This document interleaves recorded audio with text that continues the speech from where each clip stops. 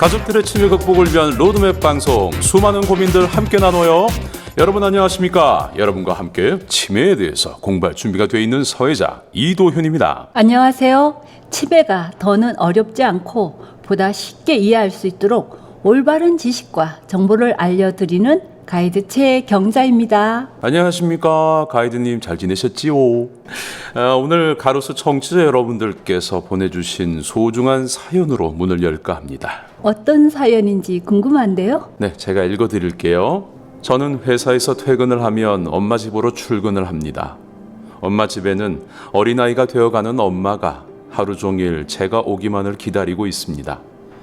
평소 같았으면 엄마 내 왔다, 내 누고 했을 것을 엄마 이쁜 딸 회사 갔다 왔다 하니까 무표정한 모습이 아닌 웃으시면서 그래 하십니다. 약을 못 삼키고 입에 물고 계셔서 꿀꺽이라 말하며 삼키는 신용을 하면 따라 하십니다. 그래서 따로 먹던 식사도 이제 마주 앉아 밥을 먹습니다. 늘 말씀 없이 고개만 끄덕이시던 엄마가 제가 바뀌고 나니 어제 저녁에는 밥을 먹다 김치를 가리키며 뜬금없이 마늘찌가 하시길래 저도 예전 같았으면 김치, 엄마 김치 모르겠어 그랬을 텐데 아니 김치야 엄마가 만들어준 마늘찌를 내가 되게 좋아했는데 내가 담글 줄 몰라서 이제 못 먹겠다 라고 말을 했습니다.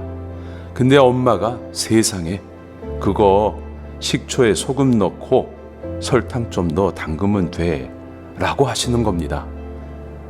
그 말을 듣는 제 기분은 정말 좋았습니다.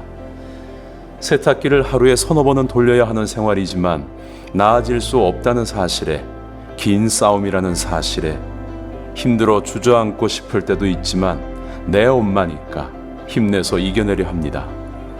조금만 더 천천히 멈출 수 있다면 멈추어 주길 바라면서 오늘 하루도 살아갑니다. 그리고 또 다른 내일이 있으니 힘내봅니다. 와, 너무 아름다운 이야기예요. 그쵸? 이 사연을 듣다 보니 허물없이 서로를 애틋하게 사랑하는 이 모녀의 일상을 잘 표현한 잔잔한 영화 한 장면을 보는 듯해요.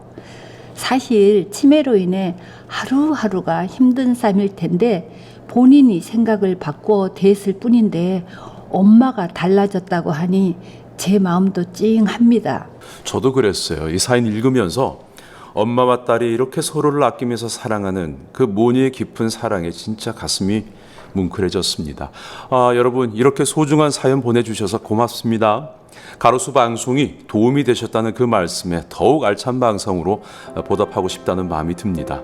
앞으로도 우리 어머님과 함께하는 여정에 우리 가로수가 함께하겠습니다. 고맙습니다.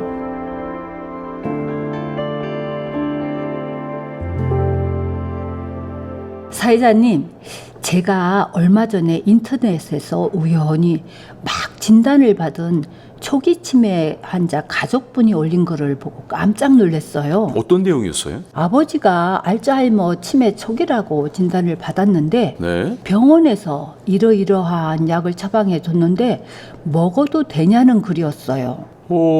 병원 처방약인데 그 의사의 처방에 뭐가 문제가 있다고 생각하신 걸까요? 처음에는 부연 설명 없이 처방 전 사진만 올라와서 좀 의아했는데요.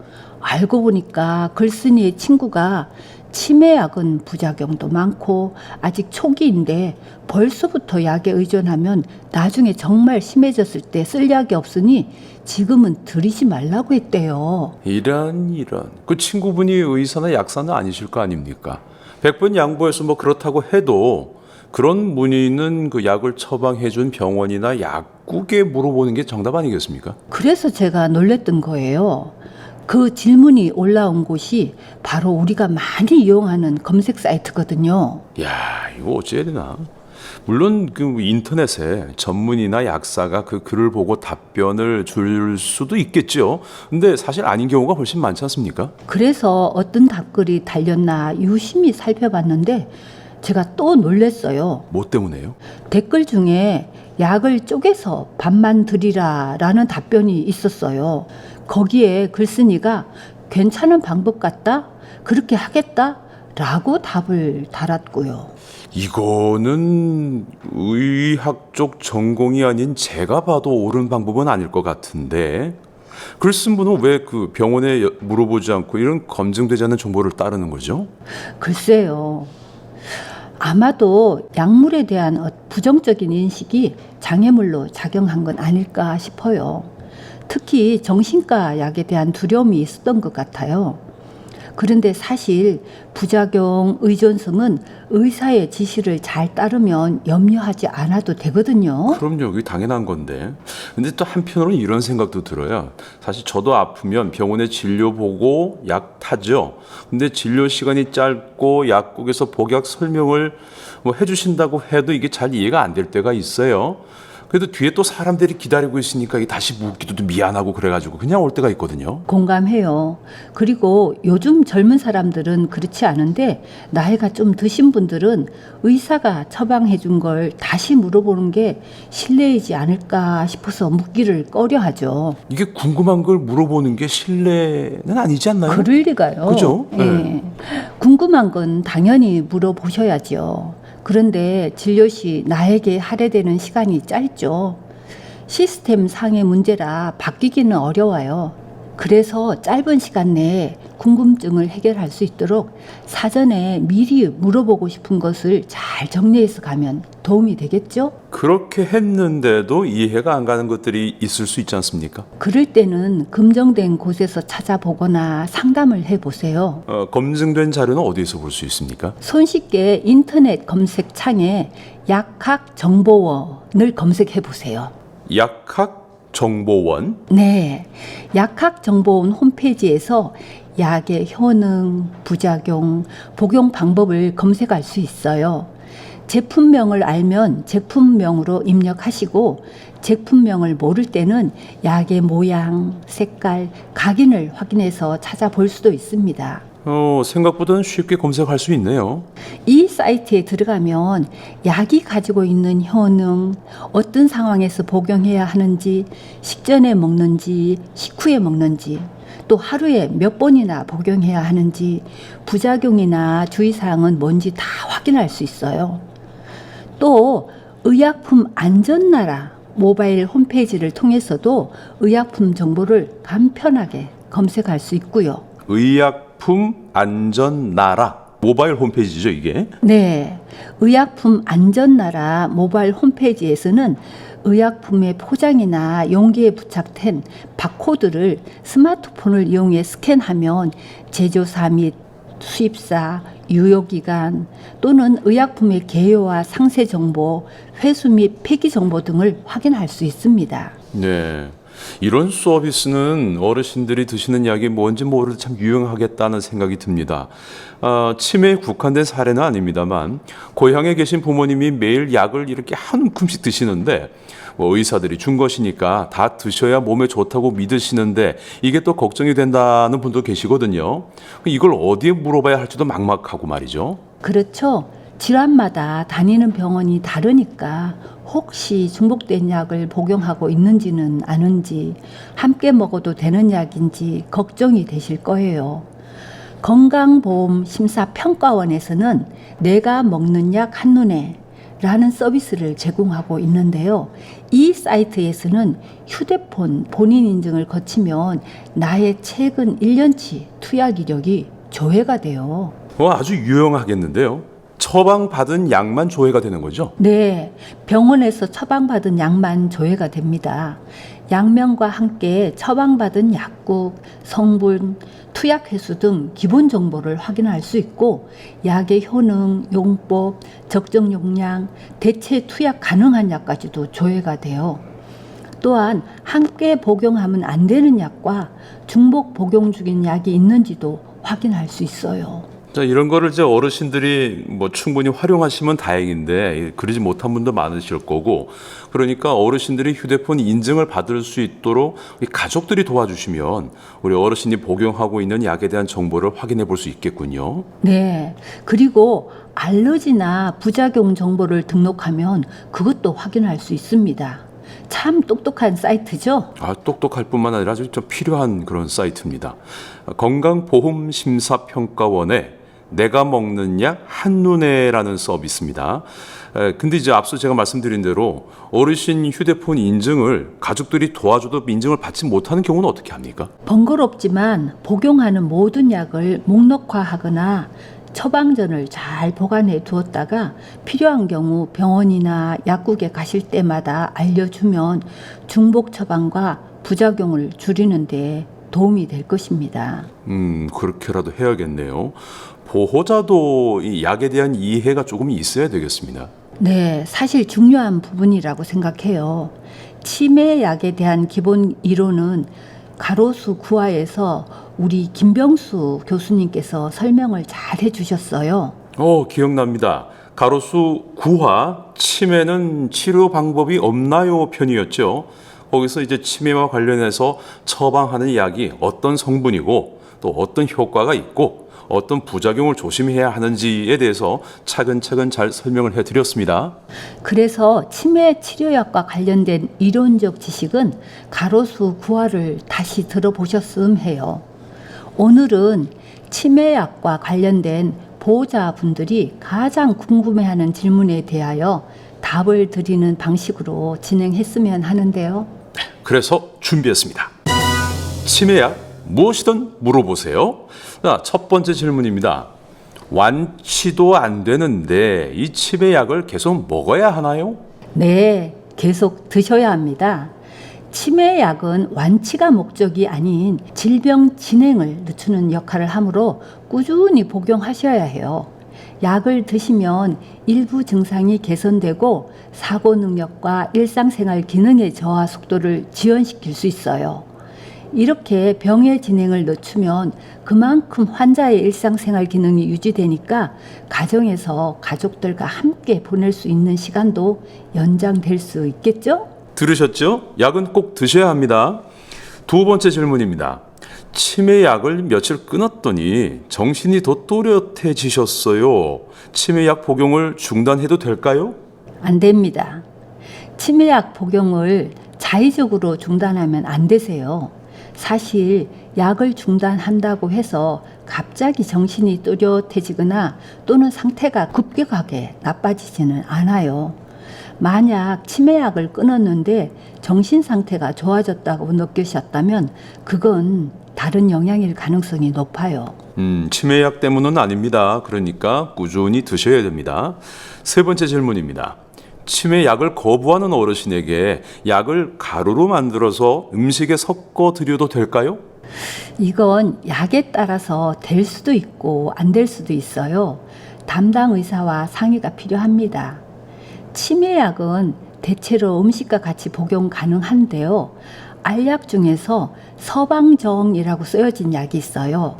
이 약은 유효 성분이 천천히 방출되도록 만들어진 거예요. 쉽게 설명해서 똑같은 500mg의 약을 물에 녹이면 서방정이 아닌 약은 금방 한 번에 다 녹아요. 그런데 서방정은 반은 빨리 녹고 반은 그대로 있거든요. 그거 진통제 중에 본 것 같은데. 맞아요. 아마 사회자님이 복용한 서방정 진통제에는 ER이라고 적혀 있었을 거예요. 네, 맞아요. 진통제를 먹는 목표가 급성 통증이냐 만성 통증이냐에 따라 제형을 달리 만들거든요. 그래서 서방정이라고 쓰여진 약은 일반 알약에 비해 천천히 흡수되어 그 효과가 오랫동안 지속되도록 만들어진 거라서 가루로 넣어서 복용하면 안 되겠죠? 그러면 선생님, 캡슐로 된 약은 어차피 그 속에 가루로 들어가 있잖아요. 그건 괜찮지 않을까요? 약이 왜 캡슐에 둘러싸여 있을까요? 습기 약해서? 혹시? 어쩜 그런 생각까지 하셨어요? 그것도 맞기는 하지만 네네. 사실 캡슐에 든 약은 우리 장기 특정 부위까지 손상 없이 전달하기 위해서 캡슐로 보호된 거예요.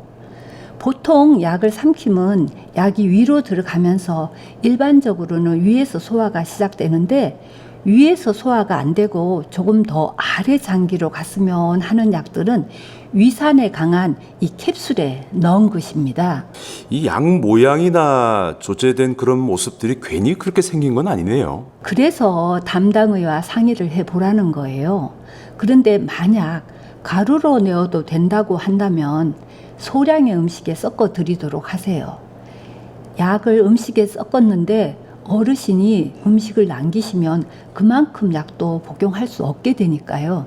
그럴 수도 있겠네요. 그리고 약을 음식에 섞은 사실을 절대 들켜서는 안 되고요.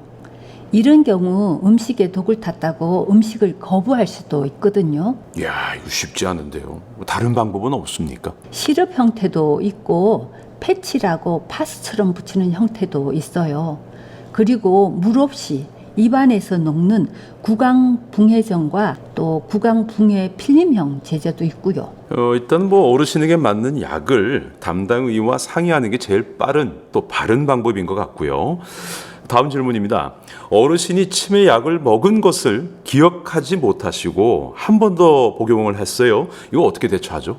이와 같은 상황이 한 번뿐이라면 대개는 별 문제가 되지 않아요. 하지만 같은 상황이 반복된다면 반드시 가족분들의 관리가 필요합니다. 스스로 투약 관리가 안 되고 있는 거니까요. 이건 사실 저도 간혹 이럴 때가 있거든요. 그러니까 매일 저 비타민이나 이런 거 먹지 않습니까? 몇 알씩. 그러면 아침에 보통 먹는데 점심 낮을 지나가지고 슬쩍 그 약통 앞을 지나가다가 가만히 있어봐. 이거 내가 먹었나? 먹어야 되나? 이런 경우도 있거든요. 저도 이 문제가 있는 거예요. 충분히 그럴 수 있기 때문에 약의 숫자를 써놓거나 남은 약의 수를 확인하거나 아니면 시중에 파는 약 달력이 있어요. 아님 약통을 이용하거나 실제로 진짜 이 벽걸이 달력 있죠? 네네. 거기에 약을 붙여 놓으시는 분도 있으세요. 가정마다 어르신이 잘 하실 수 있도록 꼭 도와주셔야 해요. 약을 과용량 복용하여 응급실에 오시는 경우도 가끔 있거든요. 그 제일 염려스러운 부분이지 싶어요. 그런 부분이 약 정도는 뭐 알아서 드시겠지 이렇게 생각하지 마시고 잘 확인해 주시기 바랍니다. 자, 다음 질문입니다. 치매로 진단받은 지 3년째입니다. 밤에 잠을 자지 않아 주위 사람들이 힘들어하는데 수면제를 드려도 될까요? 하시네요. 임의로 수면 유도제나 수면제를 복용해서는 안 됩니다. 내 약이 남아있다고 엄마가 잠을 못 주무시니까 내 약을 같이 먹어도 되겠지라고 생각하지 마세요. 이런 경우 자칫 선망 같은 부작용이 초래될 수도 있어요. 그래서 꼭 처방을 받아서 약을 복용하도록 하세요. 그런데 예전에 가로수 29화 어르신의 수면편에서 약 복용 전에 점검해 볼 것을 알려드렸는데요. 기억납니다. 그 낮잠 주무시지 않도록 낮에 이거 활동을 하라고 그렇게 말씀하셨죠? 네.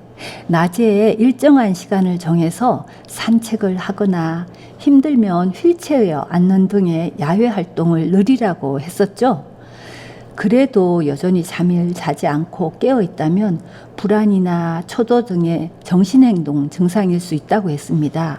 이럴 경우 적절한 약물을 복용하면 증상이 조절 가능하니까 꼭 담당의와 상의해 보도록 하세요. 네, 어르신이 잠을 못 주무셔서 걱정이신 분들 저희 가로수 29화입니다. 29화를 다시 한번 들어보시길 바랍니다. 다음 질문입니다. 치매 어르신이 여러 종류의 약을 복용하세요. 이건 문제가 없나요? 어르신이 여러 종류의 약을 다량 복용하는 것은 선망 같은 증상이 나타날 수도 있고 또 약물로 인한 부작용을 높일 수도 있어요. 그래서 가능하면 여러 병원을 다니는 것보다 병원을 한 곳으로 지정해서 다니는 것이 약의 중복성을 줄여줄 수 있습니다. 다니는 병원을 한 곳으로 통합이 불가능하다면 도입부에 말씀드렸던 것처럼 투약 처방전을 가지고 가서 담당의와 상의하는 것이 좋습니다. 네. 이번 질문은 가족분이 본인 관련으로 문의를 주셨어요. 뇌영양제나 치매 예방 주사는 치매 예방에 효과가 있나요? 하셨네요. 결론부터 말씀드리면 효과가 없어요. 현재 치매로 진단된 사람에게서의 치매의 진행을 늦추는 약은 있는데요. 대부분의 치매 환자는 이러한 인지기능 개선제를 처방받아요. 그 치매 환자가 드시는 약, 그 인지 기능이 개선이 된다는 이 얘기잖아요. 그러면 치매가 아닌 분들이 먹어도 인지 기능이 좋아지지 않을까라는 그런 생각이 드는데. 치매로 진단되지 않은 사람들이 인지기능 개선제를 복용한다고 해서 치매 예방 효과가 있는 것은 아니에요. 인지기능 개선제 외의 약물 중에도 비타민 E 또는 비스테로이드성 진통소염제, 또 스타틴 계열의 고지혈증 치료제, 여성 호르몬 등이 치매 예방 효과의 가능성으로 주목을 받기는 했지만 본격적인 연구 결과 확실한 효과를 보여주지는 못했어요. 그럼 복용을 하셔도 효과가 없다는 건데 병원에서 왜 그 치매 예방약이라고 처방받아 드시는 분들 있지 않습니까? 흔히 그 뇌영양제라 그러나요? 대개 뇌영양제로 알려진 약들은 콜린 알포셀레이트 외에 10여 종이 판매되고 있는데요. 이러한 약들은 작용 기전만 본다면 치매 예방에 도움이 될 가능성은 충분히 있어요. 하지만 가능성만으로는 충분하지 않죠. 효과가 있음을 인정하려면 무엇보다 실제로 많은 사람들이 약을 복용한 후에 그 효과를 객관적인 방법으로 확인할 수 있어야겠죠. 어떤 방식으로 그 효과를 객관적으로 확인할 수 있죠? 예를 들어 어떤 약이 치매 예방에 효과가 있는지 보려면 수백 명의 사람들을 모집해서 두 그룹으로 나눠요. 한 그룹은 그 약을 복용하게 하고 또 다른 그룹은 가짜 약을 복용하게 해요. 그리고 일정 기간 후에 두 그룹을 비교해서 약을 먹은 그룹에서 가짜 약을 먹은 그룹보다 치매 발생률이 더 낮은지를 보는 거예요. 이렇게 엄격한 연구를 해서 효과가 확인되면 그때 쓰는 치매 예방약으로 효과가 있다고 인정하는 거죠. 그럼 지금 시판되고 있는 뇌영양제들은 이런 치매 예방에 대해 그런 엄격한 기준의 연구를 통과하지 못했다 이렇게 봐야 됩니까? 연구를 시행한 적이 없거나 시행했지만 효과가 입증되지 못한 약들이에요. 주위에서 많이들 드시던데. 효과가 확인이 되지 않았는데도 치매가 아닌 분들이 처방을 받아 복용하는 사례가 굉장히 많아요. 전체 약품 중에서 항암제를 제외하고 건강보험 재정을 가장 많이 소비하는 약이 이 뇌기능 개선제인 콜린 알포셀레이트라고 합니다. 이거 어디서 들은 것 같은데? 무슨 재판 중이라고 뉴스 나온 것 같은데요? 네, 맞아요. 현재 뇌기능 개선제인 이 콜린 알포셀레이트가 급여 축소 취소 소송 중이에요. 2020년 7월 건강보험심사평가원에서 콜린 제제에 대하여 치매로 인한 급여는 유지하고 치매로 진단받지 않는 사람들이 복용할 경우에는 본인 부담금을 30%에서 80%로 올리기로 했거든요. 그랬더니 네. 제약회사에서 반발하여 네. 급여 축소 취소 소송을 제기한 거예요. 또 이런 일이 있었군요. 이 재판을 말씀드리는 이유는 할아버지, 할머니가 처방받은 이 약을 손자, 손녀가 복용해도 되냐는 질문이 생각 밖으로 많거든요. 이거 혹시 또 공부 잘하려고 그런 거 아니에요? 그러게요. 그런데 이 약은 어디까지나 치매 환자에게 효과가 입증된 약입니다. 그리고 모든 약에는 부작용이 있을 수 있어요. 그러니 절대로 임의대로 타인이 처방받은 약을 복용하는 행위는 하지 말아주세요. 아유, 그래야죠. 당연하죠. 자, 오늘은 치매 약과 관련된 이야기를 나눠봤습니다. 우리 가이드님 말씀 듣다 보니까 역시 오늘도 시간 가는 줄 모르고 지나왔어요. 다음 시간에도 이렇게 유익한 말씀 또 부탁드리겠습니다. 오늘도 이 방송이 가족 여러분들께 도움이 되었으면 합니다. 치매 가족 여러분, 오늘도 화이팅입니다. 네, 고맙습니다. 오늘도 청취자 여러분들이 보내주신 사연, 또 여러 질문들과 함께 꾸며봤습니다. 역시 여러분 이야기 기다리고 있습니다. 대구광역치매센터로 메일 보내주시면 저희가 소개해드릴 거고요. 더욱 알찬 정보로 다시 찾아뵙겠습니다. 구독하기 꾹, 좋아요 꾹, 이거 잊지 마세요. 우리 가로수에서 만나요.